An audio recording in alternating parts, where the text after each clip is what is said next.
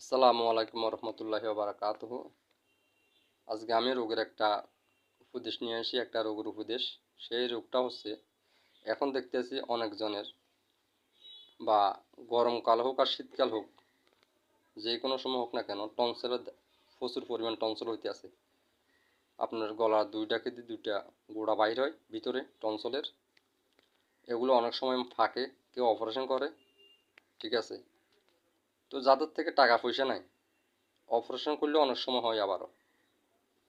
আপনারা কি করবেন, হালকা কিছু গরম পানি করবেন, ওই পানির সাথে কিছু লবণ দিবেন। এরপরে পানির সাথে কি করবেন, আপনি একটা লেবু আছে, লেবুকে কাটে পিস পিস করে কাটে দিয়ে দিবেন, রসগুলো ওই সাথে দিবেন পানির সাথে। এগুলাকে আপনি কি করবেন, গল গল করে কুলি করবেন।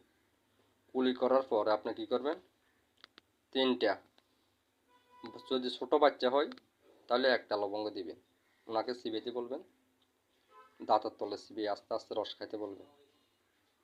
এই লবঙ্গটাকে চিবিয়ে খাইয়ে ফেলতে পারবেন। আর যদি বা মাঝারি বয়স হয় তাহলে দুইটা বা তিনটা দিতে বলবেন। যদি বৃদ্ধ হয় তাহলে চারটা পাঁচটা লবঙ্গকে কী করবেন, মুখে দিয়ে আস্তে আস্তে চিবিয়ে চিবিয়ে রসগুলো খাইতে বলবেন, ঠিক আছে। এগুলা খাওয়ার পর এই সিস্টেমে আপনি কী করবেন, 1 সপ্তাহ বা 15 দিন এই সিস্টেমে খান। যদি আপনার যদি টনসিল যদি বেশি বড় হয়ে যায় তাহলে 10-15 দিন খান।